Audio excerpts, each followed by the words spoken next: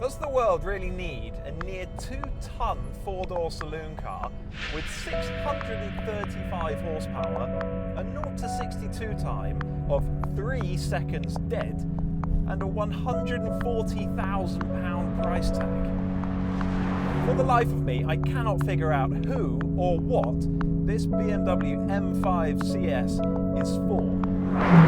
And yet here I am, desperate to drive this thing, feeling really glad it exists, thinking the world of fast cars has never been more exciting than it is right now. How does that work? This is the first time the CS badge has been stuck to the rump of any M5. It's also the most powerful M car yet, and with lots of carbon fibre parts plus ceramic brakes, it's 70 kilograms lighter than the M5 competition. It still has four-wheel drive, but you can disengage the front axle and make it rear-driven, like an M5 should be. Right away, this feels like a very different proposition, even to the M5 competition. You've got these seats, you've got this steering wheel, but the moment you start driving, there's an attitude about this CS. There's a toughness to it. You know it's not here to mess about. It feels quite firm. The engine, particularly when you get going, is loud. It's brutally fast. Apart from the sheer size of it, it feels much more like an M3 than an M5.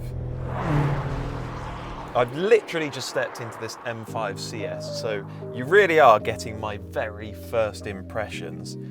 What I noticed first was this Alcantara steering wheel, which just feels sort of a little bit incongruous in a big, heavy saloon car, but whenever I step into a car with an Alcantara steering wheel, I just think, oh, this car means business. And then I noticed these bucket seats, which have massive bolsters down here and the big lump in the middle as well. These are the seats out of the new M3 and M4. Super supportive, they look great. I'm just not sure how comfortable they'd be over a very long journey.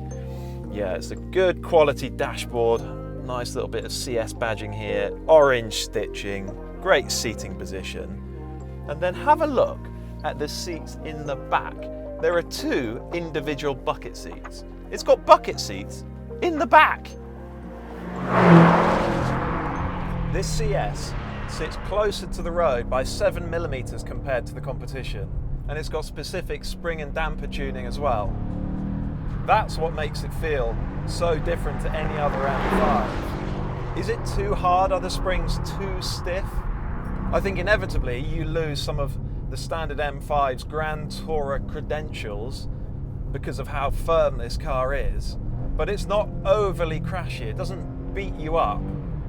And what you get is amazing body control, given that with me on board, this thing weighs 2 tons. The steering feels way more responsive than any other M5s. It's so quick, but it's also natural, a natural rate of response. It feels super responsive. That helps make the car feel much smaller and lighter than it really is.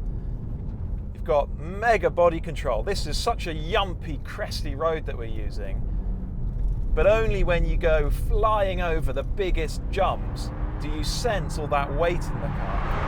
The roads are dry now, they were wet when we did the drive-bys. And in these conditions, on this dry road, the grip is outrageous. It holds on so hard, this car just turns into a corner. It gives you so much confidence. The mid-corner grip is massive. In the wet, these Michelin Pilot Sport 4S tyres, they're so clever. They really do work in the wet. But it's in these dry conditions that you realise how hard you can lean on them. My God. All that grip gives this car so much pace, point to point. Of course, it's 4-wheel drive, this thing. It doesn't feel 4-wheel drive though. It just seems to have the balance of a rear driver. You just have masses of traction, which is just as well, given that there's so much power. Imagine what this thing would be like with 635 horsepower if it was 2-wheel drive. Undrivable. Most of the M5s I've driven have tended to be quite lazy, wallowy, bargy things. This one feels a world apart. You can really hustle it. Just fling it at the road like you would an M3. And it's so good. The grip, the control, the precision, the agility. Wow. BMW says this M5 CS has been optimized for the track. Do people really do track days in their M5s? This twin-turbo 4.4-litre V8 has been around for a while now, its power output creeping up with every passing year. Torque is rated at 553 pound-foot, which helps the M5 CS accelerate to 124 miles per hour in just over 10 seconds. The top speed is limited to 189. Yeah, it's the engine that I like most about this M5 CS. It's a powerhouse. It's a complete animal. It really starts hauling at about 2,500 RPM. You can run it all the way out to 7,000 and it just doesn't let up. It keeps on pulling. The force with which it shoves you into your seat, it's uncomfortable. The torque is mighty. It sounds great with that rumbling V8 exhaust note. The gearbox works well, it's plenty quick enough. It's smooth when you want it to be, it's sharp and responsive when you're driving a bit harder. But yeah, it's all about the engine in this car. We know European car makers are not going to be able to make incredible engines like this one for a whole lot longer. So I'm going to enjoy it while I can, and that is why I'm so glad this completely absurd M5 CS exists. Not yet subscribed to the PistonHeads YouTube channel?